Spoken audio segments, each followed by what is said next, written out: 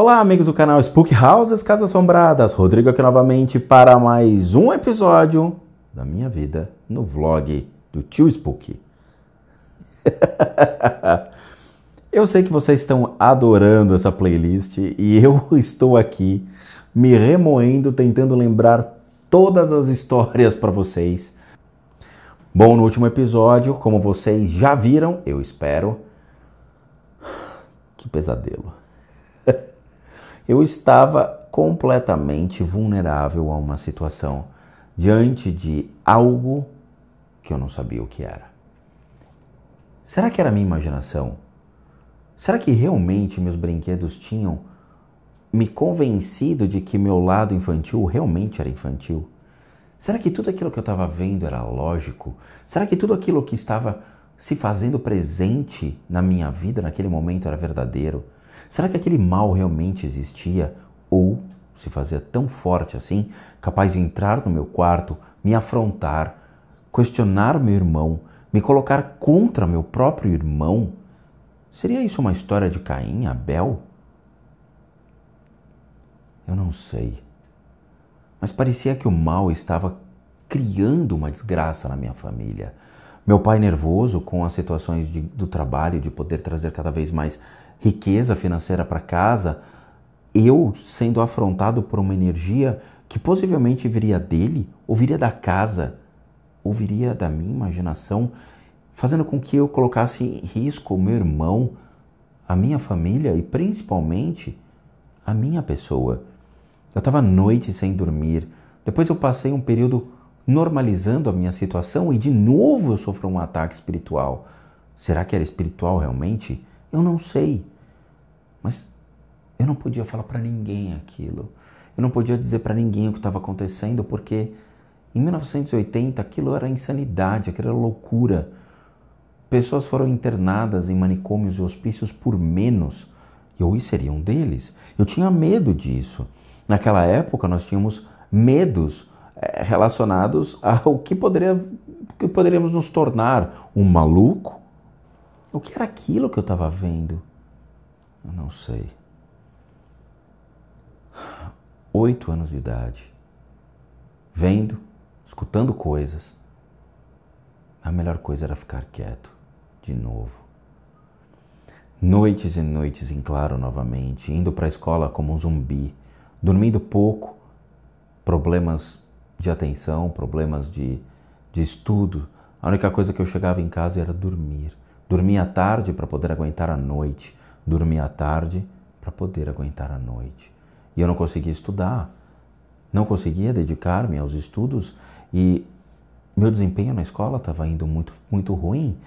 Os professores estavam preocupados comigo, mas alguma coisa estava me fazendo mal e eu não poderia falar para ninguém da escola. Ninguém da escola sabia o que estava acontecendo comigo. Ninguém.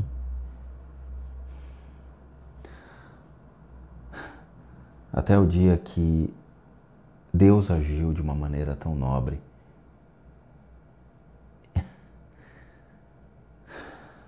Eu lembro.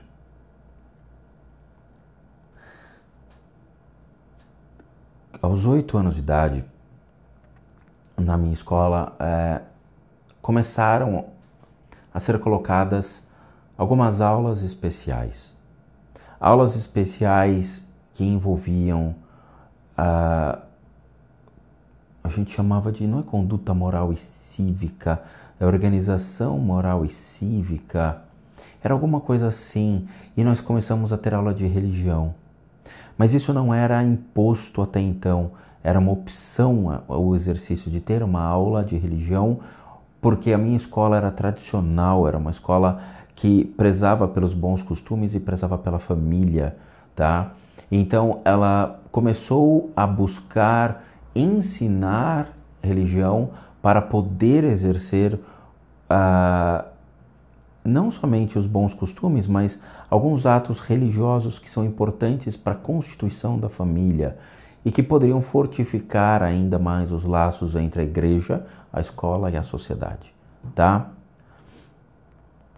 Eu lembro que isso foi uma opção até então e meus pais estavam estudando a possibilidade de eu fazer realmente, em certo período, esse tipo de educação espiritual ou religiosa na época.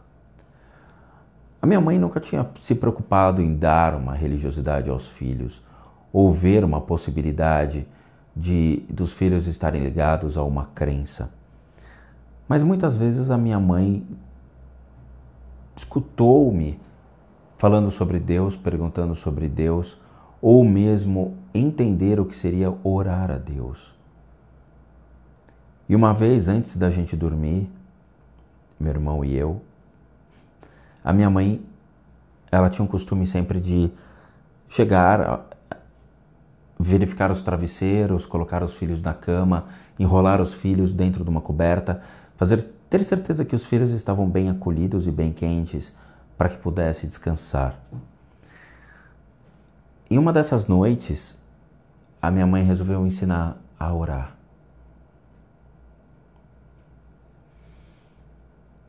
Eu lembro que minha mãe entrou no quarto, colocou os filhos de joelhos ao pé da cama. Ela se ajoelhou e falou: filho, eu vou ensinar você a conversar com Deus. Meu pai sempre foi muito contra isso. Mas a minha mãe achava que era necessário os filhos entenderem ou serem tementes a Deus. Meu pai sempre foi contra. Meu pai era um ateu que não tinha uma crença. Ele não era ligado a nada religioso, por incrível que pareça. A minha mãe então nos colocou de joelho, nós colocamos as mãozinhas em prostração e ela falou: eu vou te ensinar uma reza.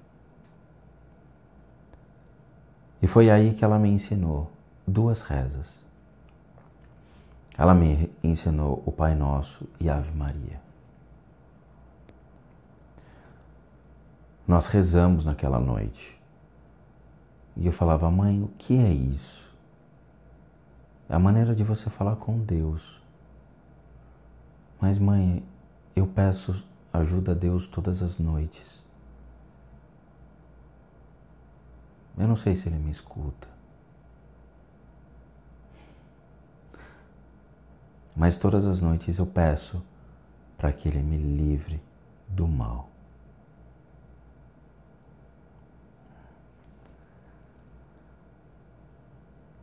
Minha mãe se surpreendeu. Acho que ela nunca pensou que um filho poderia ter essa consciência do que seria o bem ou do que seria o mal.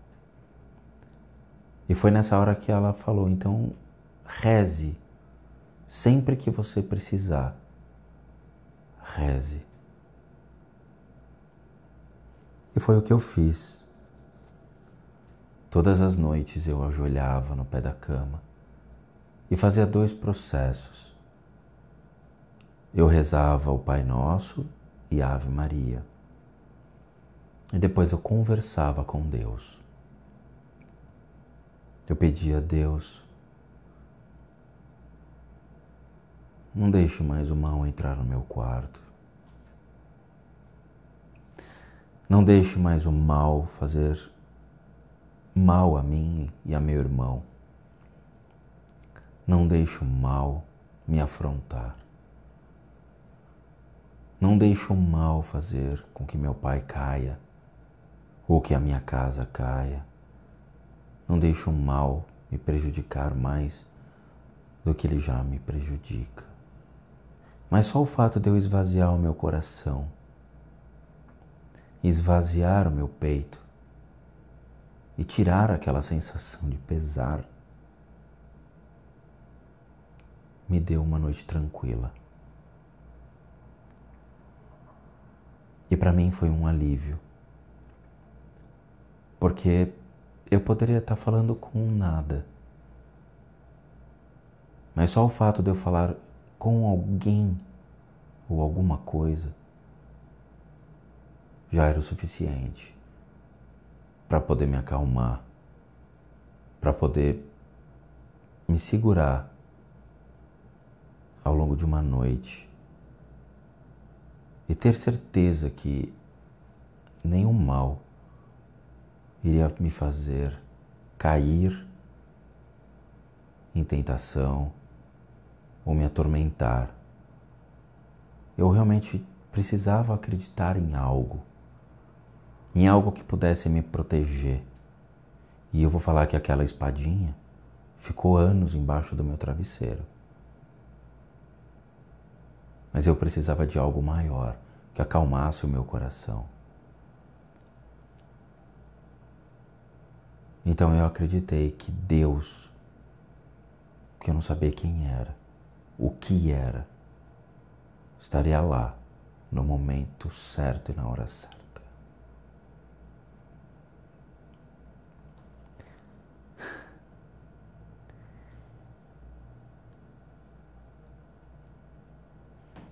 Eu acho que esses foram algumas semanas depois.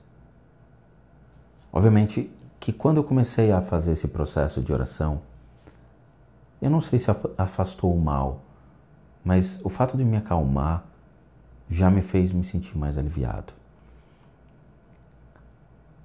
Mas eu sabia que o mal estava diante de mim, sim, me separando por uma porta. Os barulhos do corredor continuavam. A certeza de que tinha alguém andando por aquele corredor era real. A certeza de que tinha alguém olhando para mim ali era real. Era como se o mal olhasse, espreitando, sabendo que eu poderia estar me fortificando em uma fé, rezando e pedindo a proteção de Deus. Mas ele estava esperando o momento certo para que o meu medo me derrubasse e ele entrasse no quarto para me pegar. Eu tinha certeza que ele estava olhando para mim. Eu tinha certeza que ele estava naquela porta do outro lado, esperando o momento certo para me pegar. E cada vez mais eu rezava, e eu rezava, e eu rezava. Até acalmar o meu coração e poder dormir. Poderia levar horas isso. Mas eu tinha que acalmar o meu coração. Algumas semanas depois, eu lembro que meu pai tinha feito uma viagem e tinha trazido alguns presentes pra gente. Lembranças, brinquedinhos. Naquela época nós gostávamos de carrinho, nós gostávamos de bonequinhos. E não eram caros, como hoje é caro. Meu pai, ele dava muito valor ao dinheiro dele. Então o dinheiro dele era empregado em investimentos, em negócios, para poder trazer mais investimentos e negócios para um futuro. Meu pai não era preocupado com o presente, mas sim com o futuro. Então era muito difícil meu pai comprar algo para os filhos, nesse sentido de dar um agrado do nada. Meu pai dava agrados que fossem presentes de Natal, de aniversário, mas não esporadicamente. A minha mãe sim dava. Eu lembro que um dia meu pai havia feito uma viagem e deixado algum presente no quarto. E a minha mãe, naquela época nós estudávamos já à noite, entrávamos acho que na hora do almoço na escola e passávamos a tarde toda e só voltávamos à noite. Meu pai havia comentado com a minha mãe de que ia deixar uns brinquedos lá. Minha mãe espalhou os brinquedos pelo quarto e no caminho ela falou: olha, teu pai deixou uma lembrança para vocês de uma viagem que ele fez e é para vocês virem lá no quarto. Obviamente, como crianças, eu fiquei querendo saber o que era. Eu queria entrar logo em casa, brincar, ter o meu minuto de diversão. A minha imaginação voava longe, querendo saber o que era aquilo. O meu irmão não se importava tanto, mas eu gostava muito de brinquedos. Eu lembro que eu entrei em casa, deixei a minha mochila da escola na mesa de jantar e fui correndo para o quarto. Lembra que eu falei para vocês, se atentem como era a casa? A casa era um grande corredor onde tinha os quartos, certo?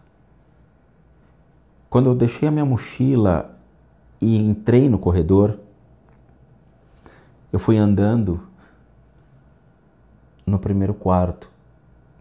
Eu já vi uma sombra enorme, com os olhos vermelhos olhando para mim. Eu parei.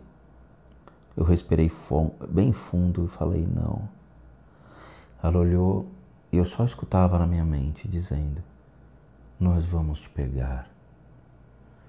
Eu diminuí os passos e fui lentamente no quarto e em seguida outra sombra com olhos vermelhos dizendo, você vai ser nosso.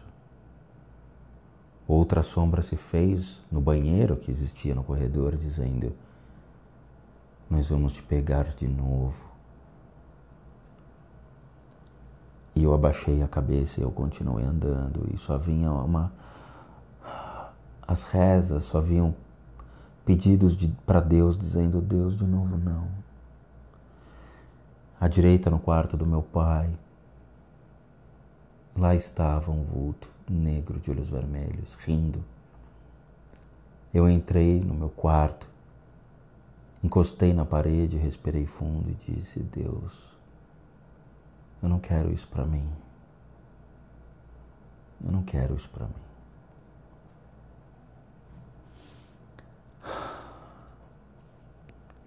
Já não era um. Eram 5 grandes sombras negras, altas de olhos vermelhos, esperando o momento certo. E agora, todas as horas que meu pai entrava em casa a partir daquele dia, elas o seguiam, elas os acompanhavam, elas se faziam presentes, incansavelmente.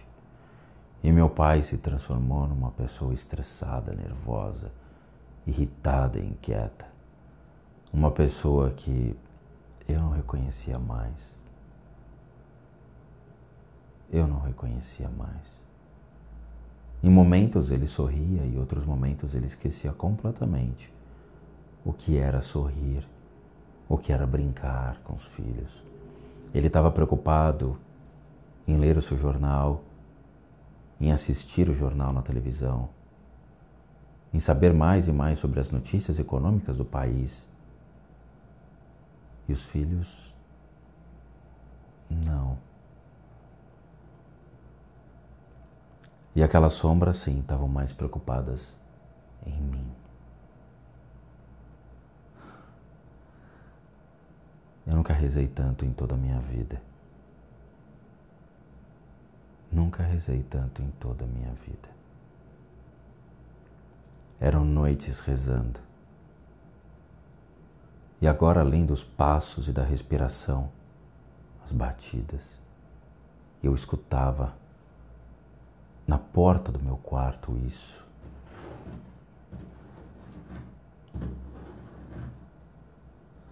Como se fosse um animal tentando entrar, fisicamente falando.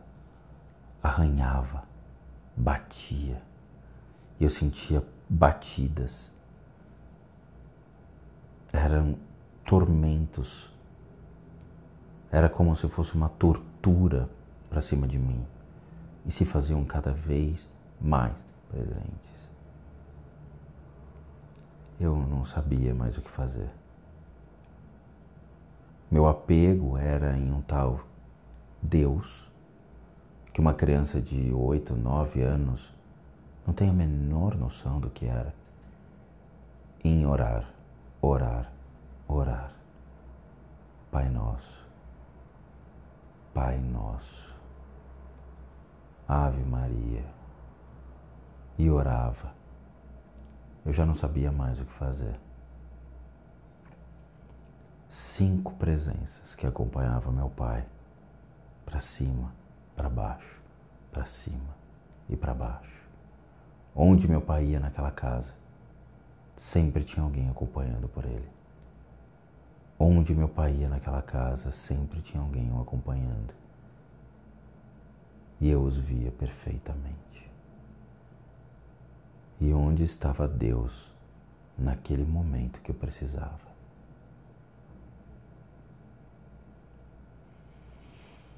Bom, meus amigos do canal, novamente essa história é real. Isso aqui não é uma creepypasta. Isso é um fato real da minha vida. E eu posso falar que só vai piorar. Bom, eu espero que vocês realmente estejam gostando disso, que vocês realmente estejam entendendo o que está sendo colocado para vocês, porque tem muita história ainda para vir. Eu agradeço de coração a todos vocês. Agradeço muito todo o apoio, todo o crescimento da família Spook Houses Casas Assombradas e todo o voto de confiança que vocês estão me dando. É muito difícil lembrar disso tudo. É muito difícil. Mas muito obrigado de coração a todos vocês. E espero vê-los no próximo episódio. E bons sustos a todos.